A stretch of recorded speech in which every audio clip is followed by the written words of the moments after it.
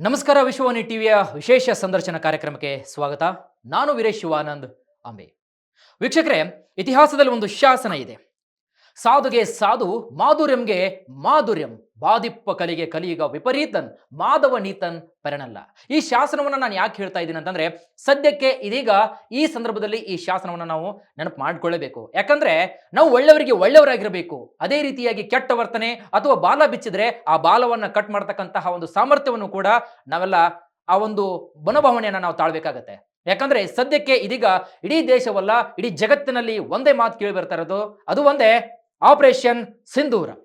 S ವೀಕ್ಷಕರೇ, ಯಾವಾಗ ಪಾಕಿಸ್ತಾನದಲ್ಲಿ ಇರತಕ್ಕಂತಹ ಒಂದು ಉಗ್ರಗಾಮಿಗಳೇನಿದಾರಲ್ಲ, ಪಹಲ್ಗಾಮ್ನಲ್ಲಿ 26 ಹಿಂದೂ ಭಾರತೀಯರ ನರಮೇಧವನ್ನ ಮಾಡ್ತಾರೆ. ಅದಕ್ಕೆ ಪ್ರತೀಕಾರವಾಗಿ ಭಾರತ ಅದಕ್ಕೆ ಸೇಡನ್ನ ತೀರಿಸಿಕೊಳ್ಳಕ್ಕೆ ಆಪರೇಷನ್ ಸಿಂಧೂರ 2.0, ಇದೀಗ ಆಪರೇಷನ್ 3 ಅಂತಕ್ಕಂತಹ ಇದೀಗ ದಾಳಿ ಮೇಲೆ ದಾಳಿ ಮಾಡ್ತಾ ಇದೆ. ಇದೆಲ್ಲದರ ಕುರಿತಾಗಿ ನಾವು ಮಾತನಾಡಬೇಕಾಗಿದೆ. ನನ್ನ ಜೊತೆಗೆ ಇವತ್ತು ವಿಶೇಷ ಕಾರ್ಯಕ್ರಮದಲ್ಲಿ ಜಾಯ್ನ್ ಆಗಿದ್ದಾರೆ. ಇವ್ರ ಹೆಸರು ಕೇಳಿದ್ರೇನೆ ಎಂಥವ್ರಿಗೂ ಕೂಡ ಮೈ ರೋಮಾಂಚನವಾಗುತ್ತೆ. ತಮ್ಮದೇ ಪ್ರಕಾರ ವಾಗ್ಮಿಯಾಗಿರ್ತಕ್ಕಂತಹ, ತಮ್ಮದೇ ಭಾಷಣಗಳಿಂದ ಪ್ರಖ್ಯಾತವನ್ನು ಹೊಂದಿರತಕ್ಕಂತಹ, ಅದೇ ರೀತಿಯಾಗಿ ಹಿಂದೂ ಧರ್ಮ ಸನಾತನ, ಹಿಂದುವೇ ನನ್ನ ಬದುಕು, ಹಿಂದುವೇ ನನ್ನ ಉಸಿರು, ಹಿಂದುವೇ ನನ್ನ ಜೀವ ಅಂತಕ್ಕಂತಹ ಒಂದು ಪ್ರತಿಯೊಂದು ಕ್ಷಣದಲ್ಲಿ ಬದುಕ್ತಾ ಇರತಕ್ಕಂತಹ ಈ ಒಂದು ವ್ಯಕ್ತಿತ್ವ ಹಾಗೂ ರಾಜ್ಯದಲ್ಲಿ ಶ್ರೀರಾಮ್ ಸೇನೆಯ ಒಂದು ಸಂಘವನ್ನು ಸ್ಥಾಪನೆ ಮಾಡೋದ್ರ ಮುಖಾಂತರ ಅಧರ್ಮದ ವಿರುದ್ಧವಾಗಿ ಹೋರಾಡ್ತಾ ಬಂದಿರತಕ್ಕಂತಹ ಒಂದೇ ಒಂದು ಮೇರುದನಿ ಅವರೇ ಶ್ರೀಯುತರಾಗಿರ್ತಕ್ಕಂತಹ ಪ್ರಮೋದ್ ಮುತಾಲಿಕ್ ಅವರು. ಎಷ್ಟು ಮೈ ರೋಮಾಂಚನವಾಗಿರ್ತಕ್ಕಂತಹ ಒಂದು ಈ ಪದವನ್ನು ಕೇಳಿದ್ರೆ ತಮಗೆ ಈ ಸಂದರ್ಭದಲ್ಲಿ ಈ ದಾಳಿ ಬಗ್ಗೆ ಏನ್ ಅನ್ಸುತ್ತೆ ಸರ್? ಮೊದಲನೇದಾಗಿ ನಮ್ಮ ದೇಶದ ನೇತೃತ್ವ ಇದ್ದಂಥ ಪ್ರಧಾನಿ ಇದ್ದಂಥ ನರೇಂದ್ರ ಮೋದಿ ಇವರ ನಿಲುವು, ಇವರ ಮಾರ್ಗದರ್ಶನ, ಇವರ ಒಂದು ಯೋಚನೆಯ ಮೂಲಕ ಆಗ್ತಾ ಇರುವಂಥ ಪ್ರಕ್ರಿಯೆಗೆ ಮೊದಲನೇದಾಗಿ ಪ್ರಧಾನಮಂತ್ರಿಗೆ ನಾನು ಅಭಿನಂದನೆಗಳನ್ನು ಹೇಳ್ತಾ ಇದ್ದೀನಿ. ಎರಡನೇದು, ನಮ್ಮ ಸೈನಿಕರ ಶೌರ್ಯ, ಧೈರ್ಯ, ತಾಕತ್ತು ಅಗಾಧವಾಗಿದೆ ಮತ್ತು ನಮ್ಮಲ್ಲಿ ಶಸ್ತ್ರಗಳು ಸಾಕಷ್ಟು ರೀತಿಯ ಇದೆ. ಹಾಗಾಗಿ ನಮ್ಮ ಸೈನಿಕರ ಧೈರ್ಯವನ್ನು, ಶೌರ್ಯವನ್ನು ಇವತ್ತು ಯಾರೂ ಯಾವುದೇ ರೀತಿಯ ಅಪಸ್ವರ ಎತ್ತುವಂಥ ಪ್ರಶ್ನೆನೇ ಇಲ್ಲ. ಸೊ ಹಾಗಾಗಿ ಎರಡನೇದಾಗಿ ನಮ್ಮ ಸೈನಿಕರಿಗೆ ನಾನು ಅಭಿನಂದನೆಗಳನ್ನು ಹೇಳ್ತಾ ಇದ್ದೀನಿ. ಇನ್ನು ನಡೀತಾ ಇರುವಂಥ ಇವತ್ತಿನ ಏನು ಒಂದು ಪ್ರಕ್ರಿಯೆ ನಡೀತಾ ಇದೆ ಪಾಕಿಸ್ತಾನ ಮತ್ತು ಭಾರತದ ಮಧ್ಯದಲ್ಲಿ, 100ಕ್ಕೆ 100 ಪಾಕಿಸ್ತಾನ ಅತ್ಯಂತ ಸಣ್ಣ ದೇಶ. ಇದು ನಮ್ಮ ಮುಂದೆ ಏನೂ ಅಲ್ಲ, ಸರಿಯಾಗಿ ಉತ್ತರ ಕೊಡ್ತಾ ಇದ್ದಾರೆ. ಅದಕ್ಕೆ ನೇತೃತ್ವ, ಅದಕ್ಕೆ ಮಾರ್ಗದರ್ಶನ, ಮುಕ್ತವಾದಂಥ ಮೂರೂ ಸೈನ್ಯಾಧಿಕಾರಿಗಳಿಗೆ ಮುಕ್ತವಾದಂಥ ಅವರಿಗೆ ಅವಕಾಶವನ್ನು ಕೊಟ್ಟಿದ್ದಾರೆ. ಹಾಗಾಗಿ ಪಾಕಿಸ್ತಾನ ಇನ್ನು ಮುಂದಿನ, ನನ್ನ ಅನಿಸಿಕೆ 100 ವರ್ಷ ಇನ್ನು ಈಚೆ ನೋಡದೇ ಇರೋ ಹಾಗೆ ಪಾಠ ಕಲಿಸ್ತಾರೆ ಅಂತನ್ನುವಂಥ ವಿಶ್ವಾಸ ಇದೆ. ಆದರೆ ಒಂದು ಬಹಳ ಗಂಭೀರವಾಗಿ ಯೋಚನೆ ಮಾಡಬೇಕಾದಂಥದ್ದು ಏನು ಅಂತಂದರೆ, ಇಷ್ಟು ಸಣ್ಣ ದೇಶಕ್ಕೆ ನಾವು ಇಷ್ಟು ದೊಡ್ಡ ದೇಶ, ಇಷ್ಟು ಚಿಂತನೆ, ಇಷ್ಟು ಯೋಚನೆ, ಇಷ್ಟು ರೀತಿಯ ಒಂದು ದಿನಗಳನ್ನು ಕಳೆದು ಅವ್ರ ಜೊತೆ ಯುದ್ಧ ಮಾಡುವಂಥ ಪರಿಸ್ಥಿತಿ ನಿರ್ಮಾಣ ಆಗಿದ್ದು ಯಾಕೆ, ಯಾರಿಂದ? ಇದನ್ನು ಬಹಳ ಗಂಭೀರವಾಗಿ ಯೋಚನೆ ಮಾಡಬೇಕಾಯ್ತು. ನಾವೇ ಸಲಿಗೆ ಕೊಟ್ವಿ ಅಂತ. ಒಂದು, ಕಾಂಗ್ರೆಸ್ ಸರ್ಕಾರ 47ರಿಂದ ಇಲ್ಲಿವರೆಗೆ ಸುಮಾರು 70 ವರ್ಷ ಆಡಳಿತ ಮಾಡಿದಂಥ ಕಾಂಗ್ರೆಸ್ ಸರ್ಕಾರ, ಅವರು ಮಾಡಿದ ದಾಳಿ, ಅವರು ಮಾಡಿದ ಕುಕೃತ್ಯ, ಅವರು ಮಾಡಿದ ನಮ್ಮ ಸೈನಿಕರ ಮೇಲೆ ಮಾಡಿದಂಥ ಭಯೋತ್ಪಾದನೆ, ಇದೆಲ್ಲದಕ್ಕೂ ಸಮರ್ಪಕವಾಗಿ ಉತ್ತರ ಕೊಡದೇ ಇರೋದೇ ಅವರು ಬೆಳೆಯೋಕ್ಕೆ ಕಾರಣ ಆಯಿತು. ಮುಂದೆ ಮುಂದೆ ಮುಂದೆ ನುಗ್ಗುತ್ತಾ ಇರುವಂಥ ಪ್ರಕ್ರಿಯೆಗೆ ಕಾಂಗ್ರೆಸ್ ಕಾರಣ, ಕಾಂಗ್ರೆಸ್ಸಿನ ನೇತೃತ್ವ ಕಾರಣ, ಕಾಂಗ್ರೆಸ್ಸಿನ ಈ ತುಷ್ಟೀಕರಣ ಕಾರಣ. ಇದು ಒಂದಾದರೆ, ಇನ್ನೊಂದು ಚೀನಾ ನಮ್ಮ ದೇಶವನ್ನು ದುರ್ಬಲಗೊಳಿಸಬೇಕು, ನಮ್ಮ ದೇಶದ ಒಳಗಡೆಗೆ ಪ್ರವೇಶ ಮಾಡುವಂಥ ದಾರಿಗಳನ್ನು ಸುತ್ತಲೂ ಹುಡುಕಬೇಕು ಅಂತೇಳಿ ಅದು ಪಾಕಿಸ್ತಾನಕ್ಕೆ ಸಪೋರ್ಟ್ ಮಾಡ್ತಾ ಬಂತು. ಸೊ ಪಾಕಿಸ್ತಾನ ಈ ಚೀನಾದಿಂದನೂ ಬೆಳೆದಿದೆ. ಇನ್ನೊಂದಂದ್ರೆ ಇಲ್ಲಿವರೆಗೆ ಅಮೇರಿಕ ಚಿ ಪಾಕಿಸ್ತಾನದಲ್ಲಿ ಬೆಳೆಸಿದ್ದೇ ಅಮೇರಿಕ. ಶಸ್ತ್ರಗಳಿಂದ, ಹಣದಿಂದ, ಸೈನ್ಯದ ಬಲದಿಂದ, ಟ್ರೈನಿಂಗ್ನಿಂದ, ಎಲ್ಲ ಇದರಿಂದ ಅಮೇರಿಕ ಬಹಳ ದೊಡ್ಡ ಪ್ರಮಾಣದಲ್ಲಿ ಇವತ್ತಿನ ಈ ಬೆಳವಣಿಗೆಗೆ ಕಾರಣಕರ್ತ ಅಂತ ಹೇಳ್ತೀನಿ ನಾನು. ಸೊ ಈ ಎಲ್ಲ ಹಿನ್ನೆಲೆಯಲ್ಲಿ ಇಷ್ಟು ಸಣ್ಣ ದೇಶಕ್ಕೆ ನಾವು ಇಷ್ಟು ದೊಡ್ಡ ದೇಶ ಎಷ್ಟು ರೀತಿಯ ಸಿದ್ಧತೆ, ಎಷ್ಟು ರೀತಿಯ ತಯಾರಿ ಮಾಡುವಂಥ ಪರಿಸ್ಥಿತಿ ನಿರ್ಮಾಣ ಆಗೈತೆ ಈ 3 ಶಕ್ತಿಗಳ ಕಾರಣ ಅಂತನ್ನುವಂಥದ್ದು ನಾನು ಹೇಳ್ತೀನಿ.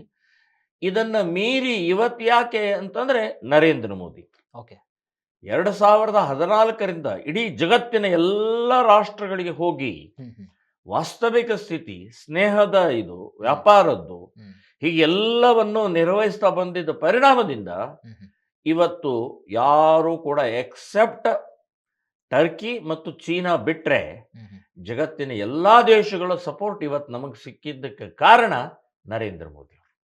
ಓಕೆ ಓಕೆ ಓಕೆ ಸೊ ಸದ್ಯದ ಪರಿಸ್ಥಿತಿ ನಾವು ನೋಡಿದಾಗ ಸರ್, ಈಗ ಯುದ್ಧದ ವಾತಾವರಣ ಅಂತೂ ಘಂಟಾಘೋಷವಾಗಿ ಕ್ಲಿಯರ್ ಕಟ್ ಆಗಿದೆ. ಮತ್ತೊಂದು ಕಡೆ ಪಾಕ್ನ ರಕ್ಷಣಾ ಸಚಿವರು ಖವಾಜಾ ಶರೀಫ್ ಅವರು ಮಾತನಾಡ್ತಾರೆ, ಒಂದು ಟ್ವೀಟ್ ಮಾಡ್ತಾರೆ, ಭಾರತ ಹಿಂದೆ ಸರಿದ್ರೆ ಓಕೆ, ಇಲ್ಲಾಂದ್ರೆ ಮುಂದಿನ ದಿನಗಳಲ್ಲಿ ಭಾರತವನ್ನು ಸರ್ವನಾಶ ಮಾಡ್ತೀವಿ ಅಂದ್ರೆ ಅಷ್ಟೊಂದು ಧೈರ್ಯ ಇದೆಯಾ ಪಾಕಿಸ್ತಾನಕ್ಕೆ ಅಂತ? ಅಲ್ಲ, ಈಗ ಅದನ್ನು ಮಾತಾಡಲೇಬೇಕು. ತಾನು ಬದುಕಬೇಕು, ತಾನು ಆ ಸ್ಥಾನದಲ್ಲಿರಬೇಕು, ತನ್ನ ಸೈನಿಕರಿಗೆ, ತನ್ನ ನಾಗರಿಕರಿಗೆ ಧೈರ್ಯ ಕೊಡಬೇಕು ಅಂದರೆ ಇದನ್ನು ಮಾತಾಡಲೇಬೇಕು. ಮಾತಾಡಿದ್ದಾರೆ. ಆದರೆ ಆನೆ ಮುಂದೆ ಈ ಇರುವೆ ಅನ್ನೋಕ್ಕಿಂತ ಒಂದು ಪ್ರಾಣಿ ಬೊಗಳ್ತಾ ಇರುವಂಥ ಹಾಗೆ ಅನಿಸುತ್ತೆ. ಅಸಹ್ಯ ಅದು, ಅಪಹಾಸ್ಯ ಅದು. ಸೊ ನೀವು ನಮ್ಮ ಸುಮ್ಮನಿದ್ರೆ ಸರಿ, ಯಾರಿಗೆ ಹೇಳ್ತಾ ಇದ್ದೀರಿ, ಏನು ಹೇಳ್ತಾ ಇದ್ದೀರಿ? ಏನು ನಿಮ್ಮ ನಾಲಿಗೆಗೆ ಯಾವುದೂ ಕಿಮ್ಮತ್ತಿಲ್ಲ, ನಿಮ್ಮ ಮಾತಿಗೆ ಯಾವುದೂ ಕಿಮ್ಮತ್ತಿಲ್ಲ. ನಿಮ್ಮ ಜನ, ನಿಮ್ಮ ದೇಶದಲ್ಲಿರುವಂಥ ಜನ ಸೈನಿಕರೇ ನಗ್ತಾರೆ ನಿಮ್ಮ ಮಾತಿಗೆ. ಸೊ ಇದು ಬೊಗಳೆ ಬಿಟ್ಟು ವಾಸ್ತವಿಕವಾದನ್ನು ಅರ್ಥ ಮಾಡ್ಕೊಂಡು ಬದುಕು ಅಂತ ಅದನ್ನು ಕಲೀರಿ ಅಂತನ್ನುವಂಥದ್ದು ನಾನು ಹೇಳ್ತೀನಿ. ಇದು ಅಪಹಾಸ್ಯ, ಇದು ಏನೇನೋ ಪ್ರಯೋಜನ ಇಲ್ಲ, ನಡೆಯುವುದೂ ಇಲ್ಲ. ನಮ್ಮ ಭಾರತ ಈ ನಿಮ್ಮ ವಾಕ್ಯಕ್ಕೆ ಬೆಲೆನೂ ಕೊಡೋದಿಲ್ಲ ಅಂತ. ಓಕೆ, ಇನ್ನು ಅದೇ ರೀತಿಯಾಗಿ ಪಾಕ್ನ ಜೈಷೆ ಮೊಹಮ್ಮದ್ ಒಂದು ಉಗ್ರ ಸಂಘಟನೆಯನ್ನ ನೇತೃತ್ವವನ್ನು ವಹಿಸಿಕೊಂಡಿರ್ತಕ್ಕಂತಹ ಉಗ್ರ ಮಸೂದ್ ಅಜರ್ ಅವನು ಕೂಡ ಒಂದು ಟ್ವೀಟ್ ಮಾಡಿದ್ದಾನೆ. ಏನಂದ್ರೆ, ಸತ್ತಿರ್ತಕ್ಕಂತಹ ನನ್ನ ಕುಟುಂಬದಲ್ಲಿ ಇರತಕ್ಕಂತಹ ಎಲ್ಲ 13 ನನ್ನ ಕುಟುಂಬದವರು ಅಲ್ಲಾನ ಪಾದ ಸೇರಿದ್ದಾರೆ, ನನ್ನ 5 ಮಕ್ಕಳು ಕೂಡ ಅಲ್ಲಾನ ಪಾದದ ಹೂಗಳಾಗಿದ್ದಾರೆ. ಇದಕ್ಕೆ ಪ್ರತೀಕಾರವಾಗಿ ನಾನು ಮುಂದೆ ಸದ್ಯದಲ್ಲೇ ನಾನು ತೀರಿಸ್ಕೋತೀನಿ ಅಂತ ಹೇಳ್ತಾರೆ. ಬಹುಶಃ ಅವನು ಈ ದಾಳಿಯಲ್ಲಿ ಸಾಯಬೇಕಾಗಿತ್ತು, ಅಚಾನಕ್ ಆಗಿ ಉಳ್ಕೊಂಡಿದ್ದಾನೆ. ಸೊ ಮುಂದೆ ನಮಗೆ ತುಂಬಾ ಪ್ರಾಬ್ಲಮ್ ಆಗುತ್ತೆ ಅಂತ. ನೋಡಿ, ಪ್ರಾಬ್ಲಮ್ ಏನಿಲ್ಲ. ಇಂದು ಅಜರ್ ಮಸೂದ್ ಇಂಥ ಅವ್ರ ಅಪ್ಪನಿಂದೂ ಏನು ಮಾಡೋಕ್ಕಾಗಲ್ಲ, ಏನೂ ಮಾಡೋಕ್ಕಾಗಲ್ಲ. ಅಜರ್ ಮಸೂದ್ ಅವನ ಟ್ವೀಟಿನ ಮೂಲಕ ಒಂದಂತೂ ಒಪ್ಕೊಂಡಂಗಾಯ್ತು, ನಮ್ಮ ದಾಳಿಯಿಂದ ನಮ್ಮ ದಾಳಿ ಆಗಿದೆ. ಎರಡನೇದ್ದು ನೇರವಾಗಿ ಟಾರ್ಗೆಟ್ ಅವನ ಬಂಕರ್ ಮೇಲಾಗಿದೆ. ಅಂದರೆ ಟೆರರಿಸ್ಟ್ ಕ್ಯಾಂಪು, ಟೆರರಿಸ್ಟ್ ಸೆಂಟರು ಅಲ್ಲೇ ಆಗಿದೆ. ಮತ್ತು ತನ್ನ ಕುಟುಂಬದವರು ಸತ್ತಿದ್ದಾರೆ ಅಂತನ್ನುವಂಥದ್ದು ಒಪ್ಕೊಂಡಂಗಾಯ್ತು, ಕ್ಲಿಯರ್ ಆಯ್ತದು. ಇನ್ನು ಮಾತನಾಡಲೇಬೇಕು. ಸೊ ಈ ರೀತಿಯ ಇದಕ್ಕೆ ಉತ್ತರ ಕೊಡು, ಬೇಕಾದಷ್ಟು ಕೊಡು. ನಿನ್ನ ಉತ್ತರಕ್ಕೆ ಕಾಯ್ತಾ ಇರುವಂಥ ನಮ್ಮ ಸೈನಿಕರಿದ್ದಾರೆ. ನಿನ್ನ ಉತ್ತರ ಕೊಡೋದ್ರೊಳಗೆ ನಿನ್ನನ್ನು ಮುಗಿಸ್ತಾರೆ ಅಂತನ್ನುವಂಥದ್ದು ನಾನು ಹೇಳ್ತೇನೆ. ಭಾರತ ಸಮರ್ಥವಾಗಿದೆ. ಮಾತನಾಡೋದು ಬಿಟ್ಟು ಇನ್ನು ಕದ್ದು ಮುಚ್ಚಿ ಎಲ್ಲೋ ಬಾಂಬ್ ಇಟ್ಟೆ, ಎಲ್ಲೋ ಬಡದೆ, ಯಾರನ್ನೋ ಅಮಾಯಕರು ಹೊಡೆದೆ ಅಂತನ್ನುವಂಥದ್ದು ಇನ್ನು ನಡೆಯಂಗಿಲ್ಲ. ನಿನ್ನ ಎದುರುಗಡೆಗೆ ಸೈನ್ಯ ಇದೆ, ನಿನ್ನ ಎದುರುಗಡೆ ಭಾರತ ಇದೆ. ನೇರವಾಗಿ ಯುದ್ಧ ಮಾಡುವಂಥ ತಾಕತ್ ತೋರಿಸು ನೋಡು ಅಂತ ನಾನು ಹೇಳ್ತೇನೆ ಅವರಿಗೆ. ಅಜರ್ ಮಸೂದ್ ಬಹಳ ದೊಡ್ಡ ಟೆರರಿಸ್ಟ್ ಇನ್ ಸೆಂಟರ್. ಸೊ ಅವನು ಎಲ್ಲ ಕಥೆ ಮುಗೀತಾ ಬಂದಿದೆ, ಎಂಡಿಗೆ ಬಂದಿದೆ. ಇನ್ನು ಬೊಗಳಲೇಬೇಕು. ಬೊಗಳುವಂಥ ಪ್ರಕ್ರಿಯೆ ಮಾಡ್ತಾ ಇದ್ದಾರೆ, ಕೊಡು. ಪಾಕಿಸ್ತಾನದಲ್ಲಿರ್ತಕ್ಕಂತಹ 9 ಉಗ್ರ ನೆಲೆಗಳನ್ನು ಸರ್ವನಾಶ ಮಾಡುವಲ್ಲಿ ನಮ್ಮ ಭಾರತೀಯ ಸೇನಾಲಯಕ್ಕೆ ತುಂಬ ಸಕ್ಸಸ್ ಕಂಡಿದೆ ಕೂಡ. ಇದರ ಜೊತೆಗೆ ಪಾಕಿಸ್ತಾನದ 4 ಪ್ರಮುಖ ಕ್ಷಿಪಣಿಗಳನ್ನು ಒಂದು ಏರ್ಲೈನಲ್ಲೇ ನಮ್ಮ ಭಾರತೀಯ ಸೇನೆ ಅವಳನ್ನು ಡೆಸ್ಟ್ರಾಯ್ ಮಾಡ್ತಕ್ಕಂತಹ ಒಂದು ಸಾಮರ್ಥ್ಯವನ್ನು ನಾವು ನಿನ್ನೆ ರಾತ್ರಿಯಿಂದ ಕೂಡ ನೋಡ್ತಾ ಇದ್ದೀವಿ. ಅಂದರೆ ಪಾಕಿಸ್ತಾನಕ್ಕೆ ಕಂಪೇರ್ ಮಾಡಿದ್ರೆ ಭಾರತದಲ್ಲಿರ್ತಕ್ಕಂತಹ ಬತ್ತಳಿಕೆಯ ಬ್ರಹ್ಮಾಸ್ತ್ರಗಳು ಸಾಕಷ್ಟು ಅಡ್ವಾನ್ಸ್ ಟೆಕ್ನಾಲಜಿಯನ್ನು ಹೊಂದಿವೆ. ಇಷ್ಟೆಲ್ಲ ಇದ್ರೂ ಕೂಡ ಪಾಕಿಸ್ತಾನ ಈ ರೀತಿಯಾಗಿ ಬಾಲ ಬೀಸ್ತಾ ಇರೋದು ಯಾಕೆ? ಅಂದ್ರೆ ನಮಗಿಂತ ಬೇರೆ ಏನಾದರೂ ಹಿಡನ್ ಆಗಿ ಕೆಲವೊಂದಿಷ್ಟು ಶಸ್ತ್ರಾಸ್ತ್ರಗಳನ್ನ ರಕ್ಷಣೆ ಮಾಡ್ತಾ ಇದೆಯಾ ಅಂತಕ್ಕಂಥದ್ದು? ಶಸ್ತ್ರಾಸ್ತ್ರ ಕೊನೆಯ ಅಸ್ತ್ರ ಅಂದ್ರೆ ಅಣುಬಾಂಬ್ ಇದೆ ಹೌದು. ಅವರ ಹತ್ರ. ಹ್ಮ್. ಅದು ಸಾಕಷ್ಟಿದೆ. ಆದರೆ ಅಷ್ಟು ಸುಲಭವಾಗಿ ಅದನ್ನು ಪ್ರಯೋಗ ಮಾಡೋಕ್ಕಾಗೋದಿಲ್ಲ. ಹ್ಮ್. ಯಾಕೆಂದರೆ ಅದಕ್ಕೆ ವಿಶ್ವಸಂಸ್ಥೆಯ ಅನುಮತಿ ಬೇಕಾಗತ್ತೆ. ಅದಿಲ್ಲದೆ ಅವ್ರೇನು ಮಾಡೋಕ್ಕಾಗಲ್ಲ. ಇನ್ನು ಅವರು ನಮ್ಮ ಇದಕ್ಕೆ ಈಗ ನಮ್ಮ ಸೈನ್ಯ ನಾನು ಹೇಳಿದೆ ಪ್ರಾರಂಭಕ್ಕನೇ ಹೇಳಿದೆ. ನಮ್ಮ ಸೈನ್ಯ, ನಮ್ಮ ಶಸ್ತ್ರಗಳು ಅತ್ಯಾಧುನಿಕವಾದಂಥ ಶಸ್ತ್ರಗಳಿದ್ದಾವೆ. ಸೊ ಅವರು ಹೊರಗಡೆ ಬರೋದ್ರೊಳಗಡೆನೆ ಉಡಾಯಿಸುವಂಥ ಶಕ್ತಿ ಸಾಮರ್ಥ್ಯ ನಮ್ಮದಿದೆ. ಹ್ಮ್. ಒಂದು ಶಸ್ತ್ರದ ಜೊತೆಗೆ ಹಿಂದೆ ಇರುವಂಥ ಆ ಸೈನ್ಯದ ಶಕ್ತಿ, ಧೈರ್ಯ ಇದೆಯಲ್ಲ, ಅದು ಯಾರಿಗೂ ಸಮಾನವಾದಂಥದ್ದಲ್ಲ. ಹ್ಮ್. ಸೊ ಅಂಥ ಪ್ರಚಂಡವಾದಂಥ ಇದ್ದಿದ್ದರಿಂದ ಇವತ್ತು 9 ಸೆಂಟರ್ಗಳನ್ನು 9 ಪ್ರಾರಂಭದ ಪ್ರಮುಖ ಸೆಂಟರ್ಗಳನ್ನು ಹೊಡೆದ್ರು. ಹ್ಮ್. ಹ್ಮ್. 9 ಇಲ್ಲ, ಹ್ಮ್. ನೂರಾರಿದ್ದಾವೆ. ಅಂದ್ರೆ ಮೇಲ್ನೋಟಕ್ಕೆ ನೂರಾರು ಸೆಂಟರ್ಗಳು ಅವ್ರದ್ದಿದ್ದಾವೆ, ನೂರಾರು ಬಂಕರ್ಗಳಿದ್ದಾವೆ, ನೂರಾರು ಹ್ಮ್. ಟೆರರಿಸ್ಟ್ ಫ್ಯಾಕ್ಟ್ರಿಗಳಿದ್ದಾವೆ, ಹ್ಮ್. ಹ್ಮ್. ಟ್ರೈನಿಂಗ್ ಕ್ಯಾಂಪ್ಗಳಿದ್ದಾವೆ. ಹ್ಮ್. ಸೊ ಅದನ್ನು ಎಲ್ಲವನ್ನೂ ಉಡಾಯಿಸ್ತಾರೆ. ಹ್ಮ್. ಹ್ಮ್. 100ಕ್ಕೆ 100 ಹೇಳ್ತೀನಿ, ಟೆರರಿಸ್ಟ್ ಅಂತನ್ನುವಂಥದ್ದು ಪಾಕಿಸ್ತಾನದಲ್ಲಿ ಸರ್ವನಾಶ ಮಾಡ್ತಾರೆ. ಹ್ಮ್. ಮೋದಿಯವರ ಗುರಿನೇ ಅದು. ಓಕೆ. ಇನ್ನು ಎಂದೂ ಯಾವತ್ತಿಗೂ ಕೂಡ ಈ ಭಯೋತ್ಪಾದನೆ ಅನ್ನುವಂಥ ಶಬ್ದನ ಕೇಳಿಸಬಾರ್ದು. ಕದ್ದು ಮುಚ್ಚಿ ನಮ್ಮ ಹಿಂದೂ ಅಮಾಯಕರನ್ನು ನಮ್ಮ ಭಾರತದ ಮೇಲೆ ದಾಳಿ ಮಾಡುವಂಥ ಹೇಡಿತನವನ್ನು ಇನ್ನು ಎಂದೂ ಮಾಡಬಾರ್ದು ಇವರು. ಹ್ಮ್. ಹ್ಮ್. ಹ್ಮ್. ಆ ರೀತಿಯ ಪಾಠವನ್ನು ಕಲಿಸ್ತಾರೆ ಅಂತನ್ನುವಂಥದ್ದು ಹೇಳ್ತೀನಿ. ಮತ್ತು ಇದಕ್ಕೆಲ್ಲದಕ್ಕೂ ಹ್ಮ್. ಹ್ಮ್. ಪಾಕಿಸ್ತಾನದ ISI, ಹ್ಮ್. ಪಾಕಿಸ್ತಾನದ ಮಿಲಿಟ್ರಿ, ಓಕೆ. ಪಾಕಿಸ್ತಾನದ ಸರ್ಕಾರ ಹ್ಮ್. ಹ್ಮ್. ಇವರೆಲ್ಲರೂ ಕಾರಣಕರ್ತರೆ. ಭಯೋತ್ಪಾದಕರ ಸಪರೇಟ್ ಆಗಿ ಏನಿಲ್ಲ. ಹ್ಮ್. ಹ್ಮ್. ಇವ್ರದ್ದೆಲ್ಲ ಒಂದಿಲ್ಲ ಒಂದು ಚೇನಿನ ಮೂಲಕನೇ ಮಾಡ್ತಾ ಇದ್ದಾರೆ. ಹ್ಮ್. ಹ್ಮ್. ಹೊರನೋಟದಲ್ಲಿ ಅವ್ರು ಬೇರೆ ಇವ್ರು ಬೇರೆ ಅದು ಬೇರೆ ಅಂತ ತೋರಿಸ್ತಾ ಇದ್ದಾರೆ ಅಷ್ಟೇ ವಿನಃ, ಆದರೆ ಅವರೆಲ್ಲರ ಸೂತ್ರ ನಮ್ಮ ಮೇಲೆ ಇದೆ, ನಮ್ಮ ಭಾರತದ ಮೇಲೆ ಇದೆ. ಭಾರತವನ್ನು ಹೊರಗಡೆಯಿಂದ ತೊಂದರೆ ಕೊಟ್ಟು ಹ್ಮ್. ಒಳಗಡೆ ಇರುವಂಥ ಏನು ಒಂದು ಈ ಇಸ್ಲಾಮಿಕ್ ಶಕ್ತಿಗಳು ಬಾಲ ಆಡಿಸ್ತಾ ಇರುವಂಥವ್ರಿಗೆ ಬಲ ತುಂಬೋಗೋಸ್ಕರ ಹೊರಗಡೆಯಿಂದ ಆಟ ಆಡ್ತಾ ಇದ್ದಾರೆ. ಜಾಗತಿಕ ಮಟ್ಟದಲ್ಲಿ ಪಾಕಿಸ್ತಾನವನ್ನ ಎಲ್ಲಾ ರಾಷ್ಟ್ರಗಳು ಇದೀಗ ಕ್ಯಾಕರಿಸಿ ಚೀತು ಅಂತ ಉಳಿತಾ ಇದ್ದಾವೆ. ಇಷ್ಟಿದ್ರೂ ಕೂಡ ಅವರು ನಮ್ಮ ಉಗ್ರರಲ್ಲ, ಉಗ್ರದ ವೇಷಧಾರಿ ಹಾಕೊಂಡು ಅವರು ಬೇರೆ ರೀತಿಯಾಗಿ ವರ್ತನೆ ಮಾಡಿದ್ದಾರೆ. ಆ ಉಗ್ರರಿಗೂ ಪಾಕಿಸ್ತಾನಕ್ಕೂ ಯಾವುದೇ ರೀತಿಯಾದಂತಹ ಸಂಬಂಧ ಇಲ್ಲ ಅಂತ ಸಮರ್ಥನೆ ಮಾಡ್ಕೋತಾ ಇದೆ ಒಂದ್ ಕಡೆ. ಆದರೆ ಮತ್ತೊಂದು ಕಡೆ ಇಲ್ಲಿ ಉಗ್ರರಿಗೆ ಜನಸಾಮಾನ್ಯರ ಒಂದು ವೇಷ ಧರಿಸಿ ಅವರನ್ನ ಪಹಲ್ಗಾಮಲ್ಲಿ ಬಿಟ್ಟು ಒಂದು ಉದ್ದೇಶಪೂರ್ವಕವಾಗಿ ಕೊಲ್ಲಲ್ಪಟ್ಟಿದೆ ಅಂತಕ್ಕಂತಹ ಮಾತು ಕೇಳಿ ಬರ್ತಾ ಇದೆ. ಆದ್ರೆ ಪಾಕಿಸ್ತಾನ ಇದನ್ನ ಯಾವುದೇ ಕಾರಣಕ್ಕೂ ಒಪ್ಕೋತಾ ಇಲ್ಲ. ಮತ್ತೊಂದು ಕಡೆ ಪಾಕಿಸ್ತಾನದ ಒಂದು ರಕ್ಷಣಾ ಸಚಿವರನ್ನು ಕೂಡ ಅಲ್ಲಿಂದ ತೇಜೋವಧಿ ಮಾಡಿಕೊಂಡು ಇವಾಗ ಹೊಸದಾಗಿ ನೇಮಕ ಮಾಡ್ತಾ ಇದ್ದಾರೆ. ಸೊ ಮತ್ತು ಏನಾದರೂ ತಂತ್ರಗಾರಿಕೆ ರೂಪಿಸ್ತಾ ಇದೆಯಾ ಅಂತ? ನೋಡಿ, ಅಂತಾರಾಷ್ಟ್ರೀಯ ಮಟ್ಟದಲ್ಲಿ ಪಾಕಿಸ್ತಾನಕ್ಕೆ ಇವತ್ತು ಕಂಪ್ಲೀಟ್ ಅಲೂಪಾಗಿದೆ, ಒಂಟಿಯಾಗಿದೆ. ಓಕೆ. ಅಂತಾರಾಷ್ಟ್ರೀಯ ಮಟ್ಟದಲ್ಲಿ ಬಹಳ ದೊಡ್ಡ ಸೆಟ್ಬ್ಯಾಕ್ ಆಗಿದೆ. ಓಕೆ. ಅದಕ್ಕೆ ಕಾರಣ ಏನು ಅಂತಂದರೆ ಪಾಕಿಸ್ತಾನ ಅಲ್ಲ, ಹ್ಮ್. ಇಸ್ಲಾಮಿಕ್ ಭಯೋತ್ಪಾದನೆ. ಇಸ್ಲಾಮಿಕ್ ಇಸ್ಲಾಮಿಕ್ ಭಯೋತ್ಪಾದನೆ ಜಗತ್ತಿನ ಎಲ್ಲ ರಾಷ್ಟ್ರಗಳಲ್ಲಿ ಹ್ಮ್. ಈ ವಿಷ, ವೈರಸ್ಸು, ಕ್ಯಾನ್ಸರ್ ಹರಡಿದೆ. ಹ್ಮ್. ಒಂದಿಲ್ಲ ಒಂದು ರೀತಿಯ ರಾಷ್ಟ್ರಕ್ಕೆ ಅದರ ಬಿಸಿ ತಟ್ಟಿದೆ. ಹ್ಮ್. ಹ್ಮ್. ಇವತ್ತು ಲಂಡನ್ ಸಂಪೂರ್ಣ ಕೈ ಬಿಟ್ಟು ಹೋಗಿದೆ. ಹ್ಮ್. ಅಮೇರಿಕಾದಲ್ಲಿ ದೊಡ್ಡ ಹೊಡೆತ, ಪೆಂಟಗಾನ್ದಿದ್ದು ದೊಡ್ಡ ಹೊಡೆತ ಬಿದ್ದಿದೆ. ಹ್ಮ್. ಹ್ಮ್. ಹ್ಮ್. ಹೀಗೆ ಎಲ್ಲ ಜರ್ಮನಿ ಇರ್ಬೋದು, ಹ್ಮ್. ಹ್ಮ್. ಎಲ್ಲ ದೇಶಗಳಲ್ಲಿ ಒಂದಿಲ್ಲ ಒಂದು ರೀತಿಯ ಇಸ್ಲಾಮಿಕ್ ಭಯೋತ್ಪಾದನೆ ಚುರುಕು ತಲುಪಿದ ಪರಿಣಾಮದಿಂದ ಹ್ಮ್. ಈ ರೀತಿಯ ಒಂದು ಇಸ್ಲಾಮಿಕ್ ಭಯೋತ್ಪಾದನೆಗೆ ಟಕ್ಕರ್ ಕೊಡುವಂಥ ಪ್ರಕ್ರಿಯೆಗೆ ಎಲ್ಲರೂ ಭಾರತವನ್ನು ಕೈ ಜೋಡಿಸ್ತಾ ಇದ್ದಾರೆ. ಹ್ಮ್. ಹ್ಮ್. ಸೊ ಒಂದು ಬಾರಿ ಈ ರೀತಿಯ ಒಂದು ಉತ್ತರ ಕೊಟ್ಟು ಸರಿಯಾಗಿ ಮಟ್ಟ ಹಾಕಿದರೆ ಓಕೆ. ನಮಗೂ ಅದೇ ದಾರಿಯನ್ನು ಹಿಡಿದು ಇವ್ರನ್ನ ತರಬಹುದು. ನಮಗೂ ಭಾರತದ ಸಪೋರ್ಟ್ ನಾಳೆ ಸಿಗುತ್ತೆ. ಓಕೆ. ಮತ್ತು ಇಸ್ಲಾಮಿಕ್ ಭಯೋತ್ಪಾದನೆ ಬಟ್ಟ ಬಯಲಾಗತ್ತೆ, ಇಡೀ ಜಗತ್ತಿಗೆ ಬತ್ತಲೆ ಆಗತ್ತೆ. ಹ್ಮ್. ಹ್ಮ್. ಇದು ಇವತ್ತು ಜಗತ್ತಿನ ರಾಷ್ಟ್ರಗಳಲ್ಲಿ ಬಹಳ ದೊಡ್ಡ ಪ್ರಮಾಣದಲ್ಲಿ ಆತಂಕದಿಂದ ನಮಗೆ ಸಪೋರ್ಟ್ ಮಾಡ್ತಾ ಇರೋದು ಈ ಕಾರಣದಿಂದ. Okay okay. ಪಾಕಿಸ್ತಾನದ ವೈರಿಗಳಲ್ಲ, Islamic terrorism. Okay. So Islamic terrorism ಇದೆಲ್ಲ, ಹ್ಮ್. ಇದು most dangerous to the world. Okay. Except China, except Israel, except Japan. Okay. ಅವ್ರು ಒಳಗಡೆನೆ ಸೇರಿಸ್ತಾ ಇಲ್ಲ ಅವ್ರನ್ನ. ಹ್ಮ್ ಹ್ಮ್ ಹ್ಮ್ ಚೀನಾ ಇಷ್ಟು ದೊಡ್ಡದಾಗಿ ಪಾಕಿಸ್ತಾನಕ್ಕೆ ಸಪೋರ್ಟ್ ಮಾಡೋದು ಪಾಕಿಸ್ತಾನ ಸಲುವಾಗಲ್ಲ, ಹ್ಮ್ ನಮ್ಮ ದೇಶದ ಮೇಲೆ ಗುರಿ ಇಡ್ತಾ ಇದೆ. ಅವ್ರ ಮೇಲೆ ಬಂದು, ಅವ್ರ ಹೆಗಲ ಮೇಲೆ ಬಂದೂಕಿಟ್ಟು ನಮ್ಮ ದೇಶ ಮೇಲೆ ಗುರಿ ಇಡ್ತಾ ಇದೆ. ಅದು ಬಟ್ ಅದು ಪಾಕಿಸ್ತಾನಕ್ಕೆ ಅರ್ಥ ಆಗ್ತಿಲ್ಲ. ಪಾಕಿಸ್ತಾನಕ್ಕೆ ಅರ್ಥ ಆಗೋ ಪ್ರಶ್ನೆನೇ ಇಲ್ಲ. ಯಾರು ಸಹಾಯ ಕೊಡ್ತಾರೆ, ಅದು ಏನೇ ಇದ್ರೂ ತಿನ್ನುವಂಥ ನೀಚ ಬುದ್ಧಿ ಅದು. ಓಕೆ. ಸೊ ಚೀನಾದಲ್ಲಿ ಮುಸ್ಲಿಮರ ಸ್ಥಿತಿ ಏನಿದೆ?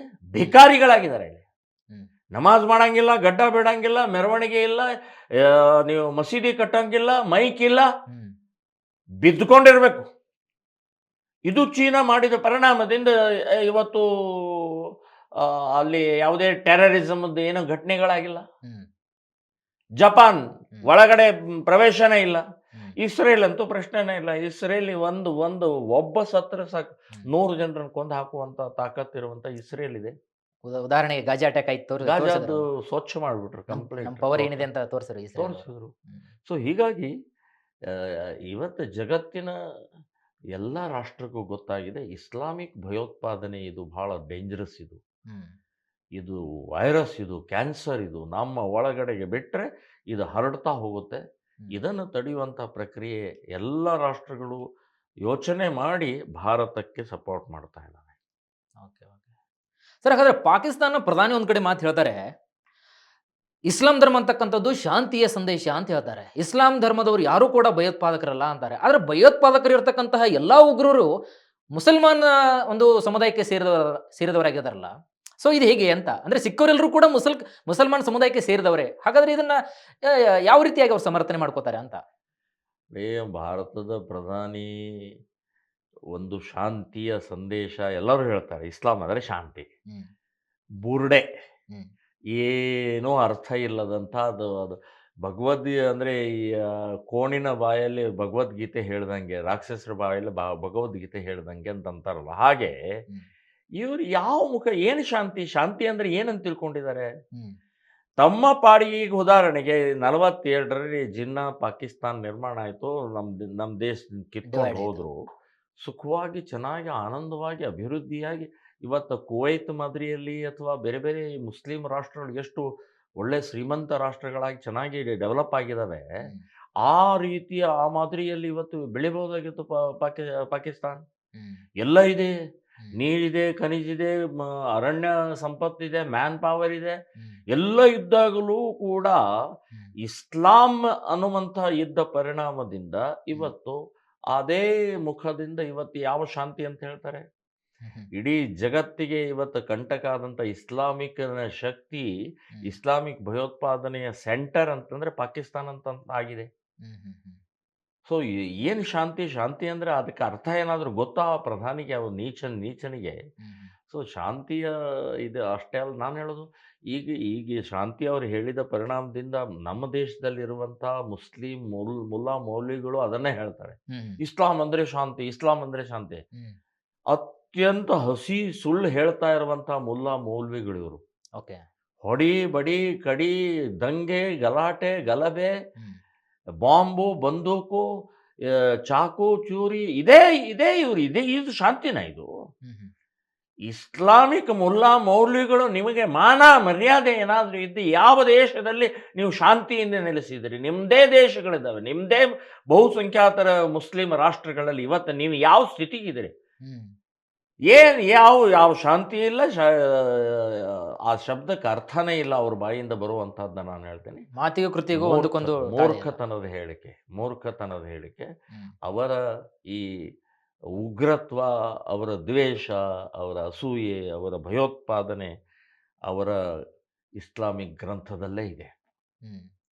ಇಸ್ಲಾಮಿಕ್ ಗ್ರಂಥ ಎಲ್ಲಿಯವರೆಗೆ ಇರುತ್ತೋ ಅಲ್ಲಿಯವರೆಗೆ ಭಯೋತ್ಪಾದನೆ ಇರುತ್ತೆ. ಅಲ್ಲಿಯವರೆಗೆ ಈ ಶಾಂತಿಗೆ ಶಬ್ದಕ್ಕೆ ಅರ್ಥನೇ ಇಲ್ಲ. ಪಾಕಿಸ್ತಾನದಲ್ಲಿ ಸದ್ಯದ ಪರಿಸ್ಥಿತಿ ಅಂತ ನೋಡ್ತಾ ಇದ್ರೆ ಸರ್ ನಾವಿವಾಗ ತಿನ್ನೋ ಒಂದು ತುತ್ತು ಅನ್ನಕ್ಕೂ ಕೂಡ ಗತಿಗೆಟ್ಟವಾಗಿರ್ತಕ್ಕಂತಹ ಪರಿಸ್ಥಿತಿ ಅಂದ್ರೆ ಆರ್ಥಿಕ ಮಟ್ಟ ಅಷ್ಟೊಂದು ಕುಸಿದು ಹೋಗಿದೆ. ವಿಶ್ವಸಂಸ್ಥೆಯಲ್ಲಿ ನೋಡಿದ್ರೆ ಸಾಕಷ್ಟು ಸಾಲವನ್ನು ಮಾಡಿಕೊಂಡಿರ್ತಕ್ಕಂಥ ದೇಶ, ಅಷ್ಟೊಂದು ದಟ್ಟ ದರಿದ್ರವಾಗಿ ಪಾಕಿಸ್ತಾನದ ಆರ್ಥಿಕ ಒಂದು ವ್ಯವಸ್ಥೆ ಹದಗೆಟ್ಟು ಹೋಗಿದೆ. ಹೀಗಿರಬೇಕಾದ್ರೂ ಕೂಡ ನಾವು ಭಾರತದ ಮೇಲೆ ನಾವು ಹಾಗೆ ಮಾಡ್ತೀವಿ ಹೀಗೆ ಮಾಡ್ತೀವಿ, ಕೆಲವರು ಹೇಳ್ತಾ ಇದ್ದಾರೆ ನಮ್ಮನ್ನ ಬಿಟ್ಬಿಡಿ, ಬಾರ್ಡರ್ನಲ್ಲಿ ಇರ್ತಕ್ಕಂಥವ್ರು ನಾವು ಭಾರತ ದೇಶಕ್ಕೆ ಹೋಗ್ಬಿಟ್ಟು ನಾವು ಆರಾಮಾಗಿ ಸ್ವತಂತ್ರವಾಗಿರ್ತೀವಿ, ನಮ್ಮ ಭಾರತದ ಪ್ರಧಾನಮಂತ್ರಿಯನ್ನು ಕೂಡ ಅವರು ಹೊಗಳಿದು ಕೂಡ ಉಂಟು. ಇಂಥ ಸಂದರ್ಭ ಅಂತ ನೋಡಿದಾಗ ಪಾಕಿಸ್ತಾನದ ಅರ್ಥವ್ಯವಸ್ಥೆ ದಿಕ್ಕಾಪಾಲಾಗಿದೆ, ಆದರೂ ಕೂಡ ತನ್ನ ಮಂಡು ಹಠವಾದನ ಬಿಡ್ತಾ ಇಲ್ಲಲ್ಲ. ಪಾಕಿಸ್ತಾನದ ಆರ್ಥಿಕ ಅವ್ಯವಸ್ಥೆ ದುರವಸ್ಥೆ ಈಗಲ್ಲ, ಕಳೆದ 10 ವರ್ಷದಿಂದ ಅನುಭವಿಸ್ತಾ ಇದೆ. ಅಕ್ಷರಶಃ ಪಾಕಿಸ್ತಾನ ಭಿಕಾರಿ ಆಗಿಬಿಟ್ಟಿದೆ, ಭಿಕ್ಷುಕ ಆಗಿದೆ. ಅದಕ್ಕೂ ಕಡೆಗಣಿದು ಭಿಕ್ಷುಕನೂ ಕೂಡ ಇಡೀ ಜಗತ್ತಿನ ಎಲ್ಲ ದೇಶಗಳ ಕೇಳಿ ಕೇಳಿ ಕೇಳಿ ಸೋತು ಸುಣ್ಣಾಗಿ ಇವತ್ತು ಮಣ್ಣಾಗಿ ಹೋಗ್ತಾ ಇದ್ದಾರೆ. ಇನ್ನು ಯುದ್ಧದ ಪ್ರಸಂಗ ಅಂತೂ ಇನ್ನು ಬಹಳ ದೊಡ್ಡ ಗಂಭೀರವಾದಂಥ ಪರಿಸ್ಥಿತಿಯನ್ನು ಎದುರಿಸಬೇಕಾಗತ್ತೆ. ಸೊ ಆರ್ಥಿಕ ಸ್ಥಿತಿ ಕುಸಿದು ಹೋಗಿದೆ, ಟೋಟಲ್ ಅಂದರೆ ಟೋಟಲ್, ಏನೇನೂ ಇಲ್ಲ. ನನ್ನ ಅನಿಸಿಕೆ ಇಡೀ ಜಗತ್ತಿನಲ್ಲಿ ಎಲ್ಲ ದೇಶಗಳದ್ದು ಆರ್ಥಿಕವಾಗಿ ಭಿಕ್ಷೆ ಬೇಡ್ಕೊಂಡು ತಗೊಂಡಿದ್ದಾರೆ. ಅರ್ಧ ಶಸ್ತ್ರಗಳನ್ನೇ ತಗೊಂಡು ಇವತ್ತು ಹಾಳಾಗಿದ್ದಾರೆ. ಯಾಕೆ ಶಸ್ತ್ರಗಳು? ನಿಮಗೆ ಯಾರು ಶತ್ರುಗಳಿದ್ದಾರೆ? ನಾವೇ ನಿಮ್ಮನ್ನು ಹುಟ್ಟಿಸಿ ನಿಮ್ಮನ್ನ ಭೂಮಿ ಕೊಟ್ಟು, ಭಾರತ ಇವತ್ತು ಭೂಮಿ ಕೊಟ್ಟು ಬದುಕರಪ್ಪ ಅಂತ ಹೇಳಿಕೊಟ್ರೆ ನಾವು ಬಿಟ್ಟು ಕೊಟ್ಟಿರೋ ಭೂಮಿ ಅದು ನಾವೇ ಬಿಟ್ಟು ಕೊಟ್ಟಿದ್ದೀವಿ. ನಾವಾಗಿ ಎಂದೂ ಯಾವತ್ತಿಗೂ ಪಾಕಿಸ್ತಾನವನ್ನು ಕೆರಳಿಸಿಲ್ಲ, ಪಾಕಿಸ್ತಾನದೊಳಗೆ ದಾಳಿ ಮಾಡಿಲ್ಲ, ಏನು ಮಾಡಿಲ್ಲ. ಸೊ ಇಂಥ ಸಂದರ್ಭದಲ್ಲಿ ಸೈನ್ಯವನ್ನ, ಶಸ್ತ್ರವನ್ನ, ಆಯುಧಗಳನ್ನ ಖರೀದಿ ಮಾಡೋ ಅವಶ್ಯಕತೆ ಏನಿದೆ? ಡೆವಲಪ್ಮೆಂಟ್ ಮಾಡ್ಕೊಳ್ಳಿ, ಜನರಿಗೆ ಸುಖವಾಗಿ ಅನ್ನ ಊಟ ಅವರಿಗೆ ಹಾಕಿ. ಸೊ ಇದನ್ನು ಬಿಟ್ಟು ಇವತ್ತು ಶಸ್ತ್ರಗಳನ್ನ, ಆಯುಧಗಳನ್ನ, ಸೈನ್ಯವನ್ನ ಬೆಳೆಸಿದ್ದಿದೆಯಲ್ಲ, ಮೂರ್ಖತನದ ಪರಮಾವಧಿಯ ಪರಿಣಾಮ ಈಗ ಅನುಭವಿಸ್ತಾ ಇದೆ. ಸೊ ಸದ್ಯದ ಪಾಕಿಸ್ತಾನದ ಪರಿಸ್ಥಿತಿ ಅಂತ ನಾನು ನೋಡ್ತಾ ಹೋದರೆ ಇನ್ನು ಕೆಲವೇ ದಿನಗಳಲ್ಲಿ ನಮ್ಮ ಇತಿಹಾಸ ಪುಟಗಳಲ್ಲಿ ಬಿಟ್ಟು ಹೋಗಿರ್ತಕ್ಕಂತಹ ಭೂಮಿ ವಾಪಸ್ ಸೇರ್ಪಡೆ ಆಗುತ್ತಾ ಅಂತ ನನಗನ್ನಿಸುತ್ತೆ. POK, ಆಕ್ಯುಪೈಡ್ ಕಾಶ್ಮೀರ್ ಏನಿದೆ ಅದನ್ನು ತಗೊಳ್ತಾರೆ. ಇನ್ನು ಬಲೂಚಿಸ್ತಾನನ್ನು ಕೂಡ ಅದನ್ನು ಸ್ವತಂತ್ರ ಮಾಡ್ತಾರೆ. ಯಾಕೆಂದರೆ ಆಲ್ರೆಡಿ ಬಲೂಚಿಸ್ತಾನ್ ದೊಡ್ಡ ಪ್ರಮಾಣದಲ್ಲಿ ದಂಗೆ ಎದ್ದು ಪಾಕಿಸ್ತಾನದ ವಿರುದ್ಧ ಬಹಳ ದೊಡ್ಡ ಪ್ರಮಾಣದಲ್ಲಿ. ಈಗ ಬಲೂಚಿಸ್ತಾನದ ಅಲ್ಲಿಯ ಪ್ರಧಾನಿ ಪಾಕಿಸ್ತಾನ ಮೇಲೆ ಯುದ್ಧಗಳನ್ನು ಅವರು ಕೂಡ ಅಲ್ಲಲ್ಲಿ ಬಾಂಬ್ ಹಾಕ್ತಾ ಇದ್ದಾರೆ. ಸೊ ಅದನ್ನು ಸ್ವತಂತ್ರ ಮಾಡಿ ಅಲ್ಲಿ ಮೋಸ್ಟ್ಲಿ ನಮ್ಮ ಸೈನ್ಯವನ್ನು ಅಲ್ಲಿಡ್ತಾರೆ, ನಮ್ಮ ಕಂಟ್ರೋಲ್ ಇಡ್ತಾರೆ. ಇನ್ನು ಉಳಿದೆಲ್ಲ ಅವರು ಅತಂತ್ರ ಆಗ್ತಾರೆ, ಅವರು ಬದುಕೋದೇ ಕಷ್ಟ. ಜನನೇ, ಪಾಕಿಸ್ತಾನದ ಜನನೇ ಮಿಲಿಟರಿ ವಿರುದ್ಧ, ಭಯೋತ್ಪಾದಕರ ವಿರುದ್ಧ, ಸೈನ್ಯದ ವಿರುದ್ಧ ಬಂಡೆ ಹೇಳುತ್ತೆ ಅಂತನ್ನುವಂಥದ್ದು ಹೇಳ್ತೀನಿ. ಸೊ ಹಿಮ್ಮಡಿ ಪುಲಿಕೇಶಿನ ಆನೆಯನ್ನು ಇತಿಹಾಸದಲ್ಲಿ ಜನಾನೇ ಬಿಡುದಿಲ್ಲ, ನಮಗೂ ಬದುಕ ಕೊಡ್ಲಿಲ್ಲ, ನೀವು ಬದುಕಲಿಲ್ಲ ಅಂತ ಹೇಳಿ. ಹೇಗೆ ಇಲ್ಲಿ ಪಕ್ಕದ ಬಾಂಗ್ಲಾದೇಶದ ಒಳಗಡೆ ಹಸೀನಾ ಇದರೊಳಗೆ ಅರಮನೆ ಒಳಗಡೆ ನುಗ್ಗಿ ಏನೇನೋ ವಿಚಿತ್ರವಾಗಿ ಎಲ್ಲ ಮಾಡಿ ಲೂಟಿ ಮಾಡಿ ಎಲ್ಲ ಹಾಕಿದ್ರು, ಅದೇ ಮಾದರಿಯಲ್ಲಿ ಇವರು ಮನೆ ಹೊಕ್ಕು ಹೊಕ್ಕು ಹೊಕ್ಕು ಎಲ್ಲ ಹೊಡಿತಾರೆ. 100ಕ್ಕೆ 100 ಆಗೋದು ಅವರು. ಯಾಕಂದ್ರೆ ಅಕ್ಕ ತಂಗಿ ರಾಷ್ಟ್ರಗಳಲ್ವಾ ಸರ್, ಅದು ಬದುಕಬೇಕಲ್ಲ. ಅನ್ನ ಬೇಕು ಅಂತನ್ನುವಂಥ ಸಂಬಂಧ ನಮ್ಮ ಅನ್ನವನ್ನೂ ಕಿತ್ಕೊಂಡ್ರು, ಕೆಲಸವನ್ನೂ ಕಿತ್ಕೊಂಡ್ರು, ದೇಶವನ್ನು ಹಾಳು ಮಾಡಿದ್ರು ಅಂತ ಹೇಳಿ ರಾಜಕಾರಣಿಗಳನ್ನ, ಭಯೋತ್ಪಾದಕರನ್ನ, ಸೈನ್ಯವನ್ನ ಬಿಡುದಿಲ್ಲ.